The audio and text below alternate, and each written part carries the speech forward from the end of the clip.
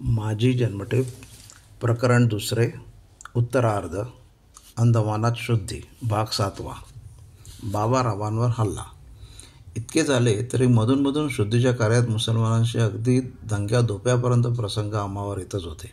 अगदी 1920च्या आगेमागे एका गुजराती मुलास मुसलमानातील एका अत्यंत निर्लज्ज पण अत्यंत उद्धट गुंडाने आपला छोकरा म्हणून पाळला होता आणि ठराविक पद्धतीप्रमाणे या पाळण्याचे पर्यवसन शेवटी हिंदुत्वाच्या स्मशानात जाऊन त्या मुलास मुसलमान करण्यात होणार होते. ही बातमी लागताच त्या भागात बंद असलेल्या आमच्या बंधूंनी हर प्रयत्न करून त्या मुलास त्या गुंडाच्या हातून काढवले. एका हिंदू मुंशीने त्या मुलास आमच्या सांगण्यावरून त्या भागातून बदलून एका विश्वासू हिंदूपाशी त्या मुलाची कोठडी नेमून दिली. त्यामुळे क्रुद्ध होऊन त्या मुसलमानी गुंडाने आमच्या बंधूंवर ते स्नान करून तोंड पुसत असता एकाएकी आक्रमण केले आणि नाकावर जोराचा ठोसा दिला. त्या अचानक आघाताने आमचे बंधूंस घेरी आली. रक्त बळबळ वाहू लागले. इतक्याच आजूबाजूचे राजकीय बंदिवान आणि इतर बंदी येऊन तो गुंड धरला गेला. पण ही बातमी ऐकताच बारीने काय केले, अगदी सर्वांसमक्ष सस्मित बोलत त्या गुंडास जवळजवळ भलाई दिली आणि एका दोघांपाशी असे स्वच्छ उद्गार काढले की या सावरकरांची खोड अशी परस्पर जिरेल तर किती चांगले होईल. पण जी खोड फाशीच्या छायेतही जिरली नाही ते अशा बोटे मोडण्याने कशी जिरणार. सावरकरांची सार्वजनिक चळवळ तर नाहीच जिरली, पण त्या गुंडाची मस्ती मात्र लवकरच जिरली.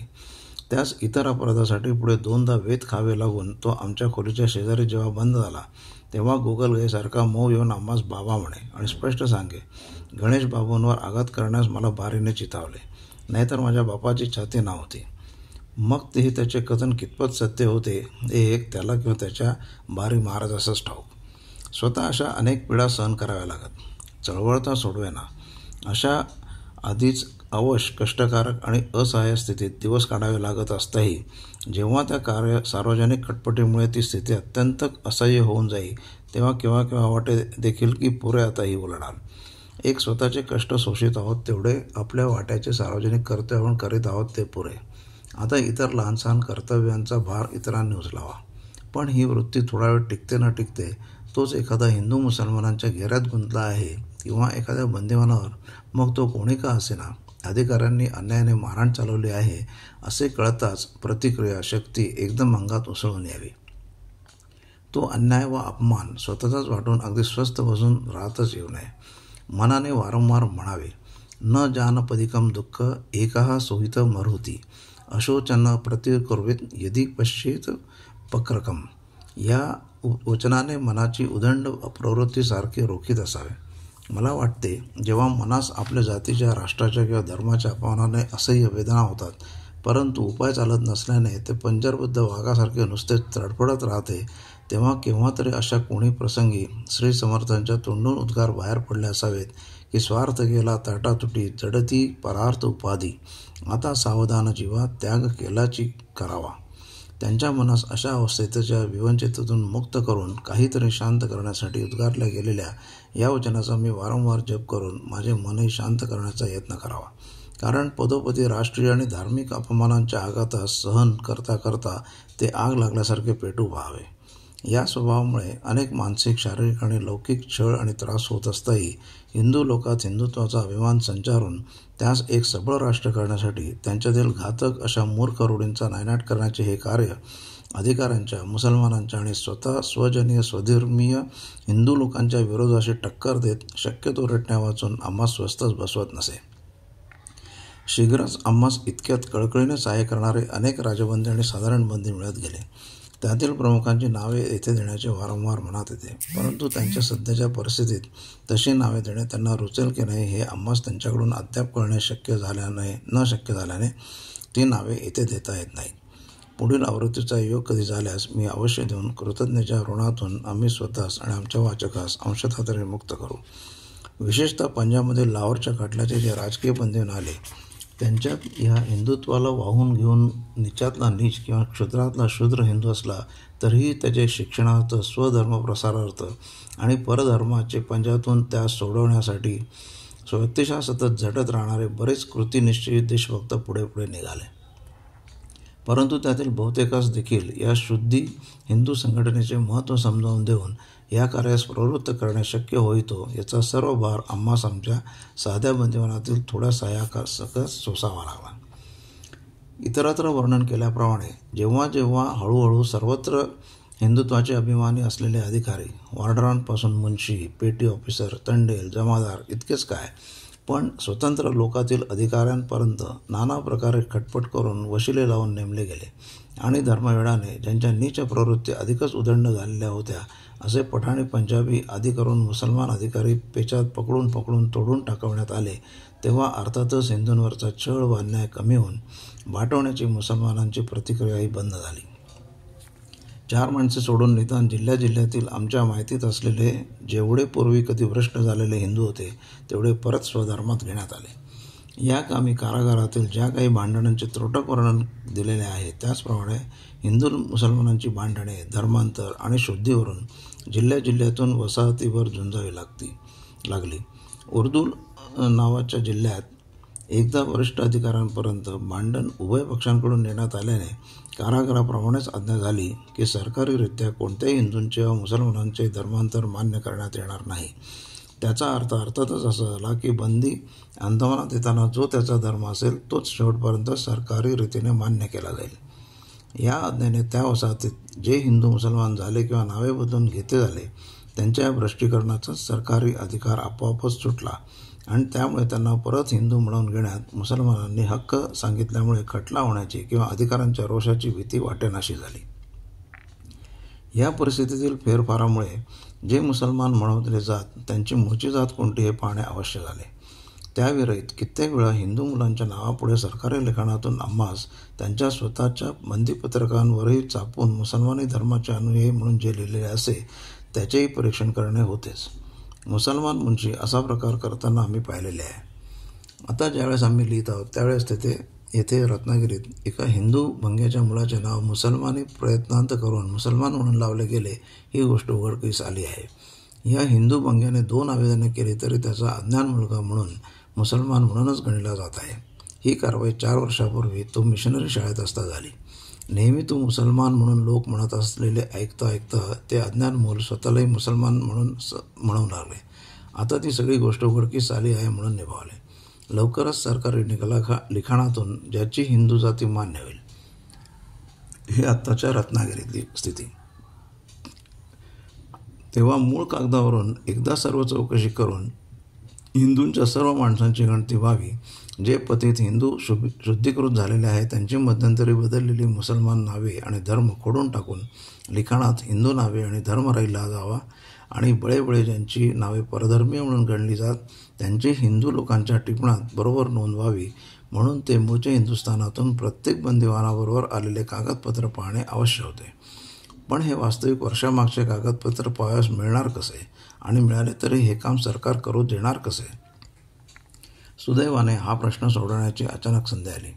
गेल्या शिरगणतीच्या वेळी ती गणती म्हणजे सेन्सस अंदमानामध्येही सुरू होताच त्या कामावर आमचे अत्यंत विश्वासू असे लोक नेमले होते. त्यावेळेस आमच्या मागचा सरकारी संशयाचा ससेमिरा बराच ढिला पडून आम्हास दप्तर लिहावयाचे काम करण्यास केव्हा जाऊ देण्यात येऊ लागले.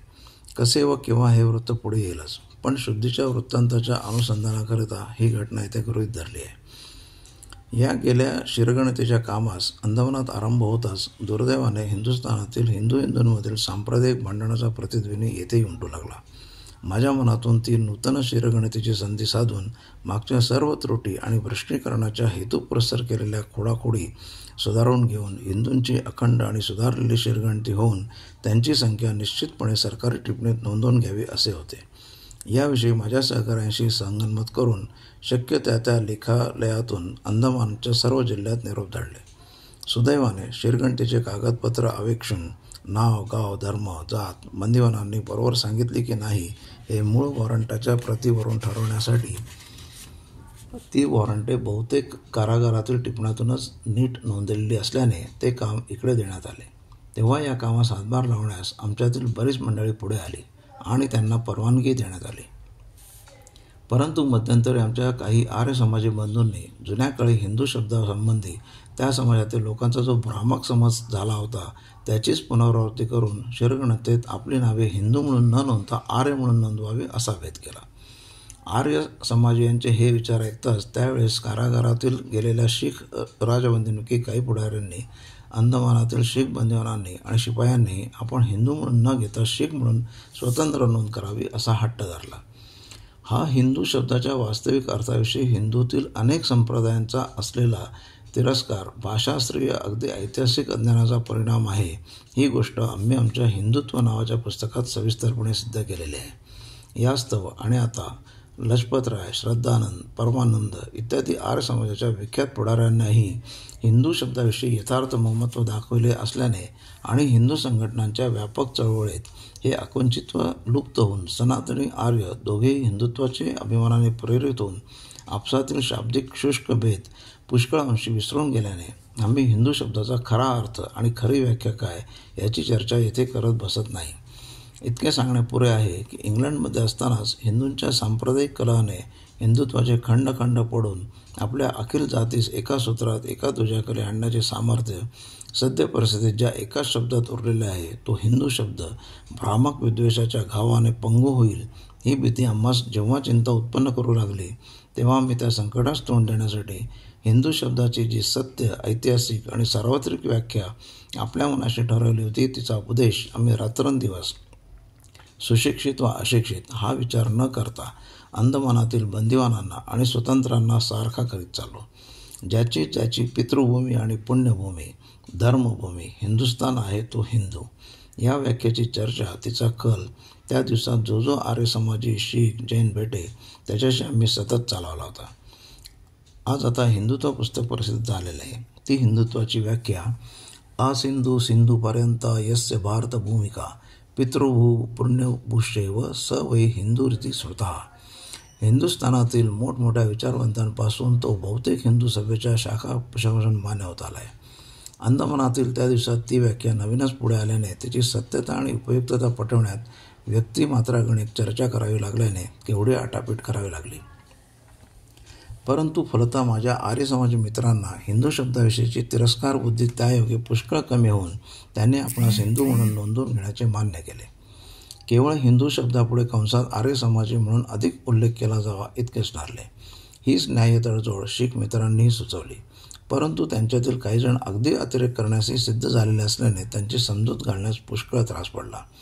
जर आम्हास हिंदू म्हणून शिरघंटीत नोंदले गेले तर आम्ही शिखास अन्यथा करण्यास सांगून त्या उपवासाच्या संपाने आम्हास केवळ शीख म्हणून संबोधण्यास सर्वांस भाग पडू असे म्हणण्यापर्यंत काहीही कमी केले नाही. परंतु शेवटी त्या सर्वांना कळकळीने विनंती केली की बंधूंनो, मुसलमान, ख्रिश्चन इत्यादी आपल्या जातीचे लचके तोडू पाहणाऱ्या विधर्मीयांशी तोंड द्यायचे आहे.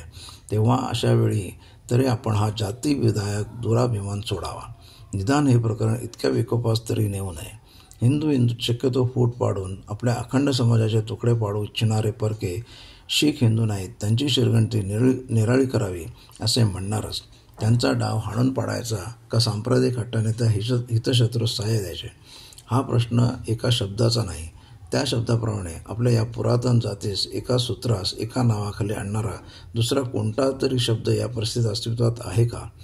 जाती सामान्य शब्द असला पाहिजे म्हणजे त्या शब्दामागोमाग जाती सामान्य प्रेम, अभिमान आणि ममत्व उत्पन्न होते हे साधे तत्त्व देखील आम्हास कळू नये ही केवढी दुर्भाग्याची गोष्ट आहे.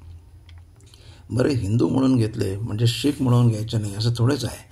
तर आपण प्रथमतः हिंदू म्हणून आपली नोंद करू आणि कंसात शीख व आर्य व ब्राह्मो व सनातनी असे घालू. हा उत्तम मार्ग. हे आमचे म्हणणे कंटाळा येईल तो चर्चा झाल्यावर शिखातील समंजस मित्रांना आणि सहकाऱ्यांना पडले.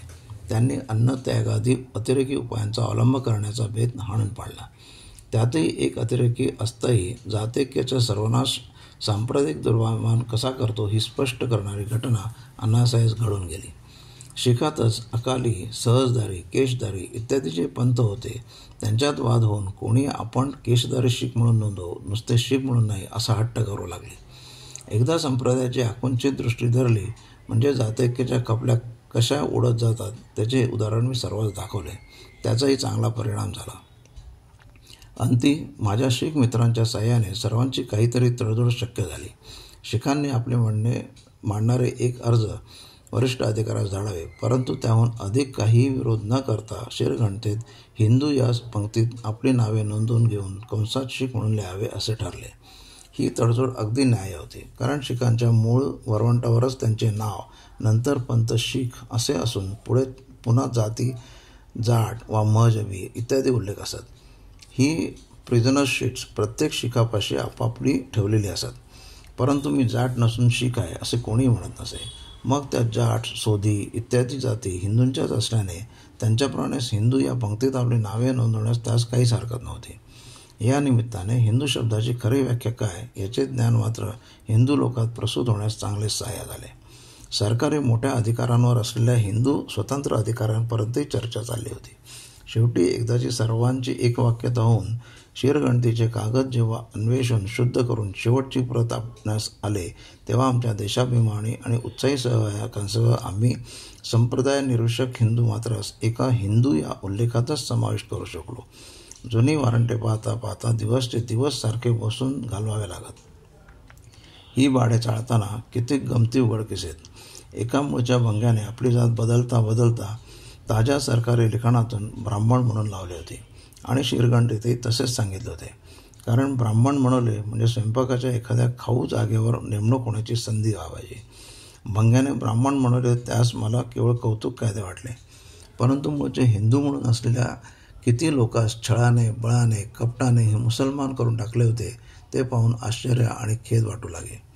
हे सर्व माझ्या मित्रास दाखवून आपली 1-2 वर्षे चालवलेली शुद्धीची चळवळ किती अवश्य होती याचे सबळ प्रत्यंतर मात्र त्यायोगे देता आले. ही शिरगणतीची प्रत करताना या सर्व मागवून मुसलमान म्हणून गणल्या गेलेल्या लोकांस आम्ही परत हिंदू या लेखात नोंदले हे सांगायस नकोस. त्यातील बहुतेक शुद्ध केलेलेच होते. या प्रतीवरून आम्हा सर्वांस इतके समाधान सप्रमाण रीतीने मानता आले की गेल्या 10 वर्षातील हिंदुत्वास मुकलेल्या हिंदूंना तरी आम्ही शुद्धीकरणाने बहुतांशी पुनरपी स्वजातीत समाविष्ट करू शकलो. आणि त्यातून महत्त्वाची गोष्ट की मुसलमानी धर्मप्रसाराच्या अतिरेकी खुमखुमीची कंबरच मोडल्याने नवीन हिंदूस पाठवणे जवळजवळ अशक्य करून टाकले गेले. या शिरगणतीच्या श्रमाने आम्हास किती हिंदू मुसलमान झाले होते हे साधारणतः नक्की समजून घेता आले आणि त्यातून किती परत हिंदू करण्यात आले ते निश्चित करता येऊन कोण राहिले ते उमगून त्यासही परत येण्याची व्यवस्था करणे शक्य झाले. अंदमानातील शुद्धीच्या चळवळीने हे इतके कार्य न करता केवळ इतके जरी कार्य केले असते की मुसलमानही हिंदू होऊ शकतो ही गोष्ट लोकांच्या मनात ठसवली तरी ती चळवळ सफल झाली असे म्हणता येते. हिंदू मुसलमान होतो पण मुसलमान कसा हिंदू होणार? अगदी अक्षरशः अशाच शब्दात शेकडो हिंदू जो प्रश्न करीत होते तो आता अंदमानात विचारणारा कोणी उरला नाही. मुसलमानालाही हिंदू करता येते. केवळ 2 घास मुसलमानी अन्न खाल्याने रेच होऊन जीव जावा इतका काही हिंदू धर्माचा कोठा अशक्त नाही. ही गोष्ट आता अंदमानातील त्या हिंदूंच्या रूढ समजुतीतील एक दृढ समजूत झालेली होती. शुद्धी चळवळीचा हाही काही लहानसहान लाभ नाही. कारण या हिंदुस्थानातील सुजाण आणि स्वतंत्र लोकातही असे एक धर्ममार्गदंड अजून आढळतात की जे हाच मूर्खपणाचा गावंढळ प्रश्न गंभीरपणे विचारतात. ही जागृती आम्हा 1-2 अवलंबून न राहता पुढे पुढे तेथील जनसमाजात किती बदमूल झाली होती हे दिग्दर्शित करण्यासाठी आम्ही अंदमान सोडल्यानंतर घडलेल्या 1-2 घटना येथे उदाहरणार्थ सांगतो. अंदमानात पूर्वी कोणाही हिंदू स्त्रीने मुसलमानाशी विवाह करताच अर्थात ती मुसलमान होई. परंतु ती हिंदू राहून लोकांच्या विवाहविषयक समजुती फारच कोमल असल्यामुळे हिंदूतील कोणी बंदिवान अंदमानातील स्त्रियास हीन लेखून त्यांच्याशी सहसा लग्न लावित नसे. परंतु लग्नास तर काय, पण संबंध असंही सिद्ध असता कोणाही हिंदू स्त्रीस मुसलमान नाकारीत नसे. कारण त्यायोगे एक काफराणी मुसलमान करण्याचे आणि संतती वाढवण्याचे काम स्त्री कशी असली तरी पवित्र आहे हे त्यास बाळकडू पाजलेले असते. ही वस्तुस्थिती अंदमानातील हिंदुत्वाच्या अभिमानी लोकांस जसजशी पटू लागली तसतशी हिंदू स्त्रीस मुसलमानांच्या हाती पडू न देण्यासाठी ते सारखे दक्ष राहू लागले. उदाहरणार्थ एक ठाकूराणी एका मुसलमानाच्या संगतीने खाण्यापिण्याच्या संबंधात मुसलमान झाली. पुढे तिने लग्न करण्याचा निश्चय केला. जर हिंदू आपणास शुद्धीपूर्वक स्वसमाजात घेऊन कोणा हिंदूशी विवाह लावून देणार नाहीत तर आपण आपल्या मुसलमान स्नेहाशी विवाह लावू असे तिने स्पष्टपणे कळवले. मुसलमान तर एका पायावर तयार होतेच. हे संकट पाहून एका जात्याभिमानी हिंदू गृहस्थाने तिच्याशी लग्न करण्याचे ठरवले. केवळ तिला मुसलमानांच्या पंजातून सोडवून तिची भावी संतती आपल्या रामकृष्णांच्या अभिमानी हिंदू कुलात राहावी म्हणून. दुर्दैवाची गोष्ट की अशी एखादी न्याय गोष्टही काही मुसलमानांच्या ऐकण्यात येऊन त्यांनी स्त्री मुसलमान झालेली असल्याने तिला हिंदूशी लग्नच करता येत नाही असा प्रतिवाद करून सरकारी अधिकाऱ्यास आवेदन पाठवण्यापर्यंत पाळी आली. हिंदू स्त्रीस वाटून मुसलमानी नवरा करता येतो, पण हिंदू स्त्री शुद्ध होऊनही हिंदू नवरा करता येत नाही. असल्या अतिरेकी मागण्या करण्याचे निर्लज्ज धाडस करण्यास मुसलमानास आमच्या हिंदूंच्या घातकी, भाबड्या आणि असंबंध रूढींनीच उत्तेजित केलेले आहे, हे आपण विसरता कामा नये. वरील आवेदनाविरुद्ध सर्व हिंदूंनी एकजुटीने प्रतिवाद केल्याने अधिकाऱ्यांनी निर्णय दिला की ती स्त्री मूळची हिंदू असल्याने आम्ही शुष्काशुष्की धर्मांतर करण्याची बंदी केलेली असल्याने तिला इच्छा असेल तर हिंदू नवरा करण्यास पूर्ण स्वातंत्र्य आहे. या निर्णयानंतर मुसलमानास चूप बसणे भाग पडून त्या स्वधर्माभिमानी हिंदू गृहस्थाने त्या ठाकुराणीशी हिंदू धर्माप्रमाणे लग्न लावले.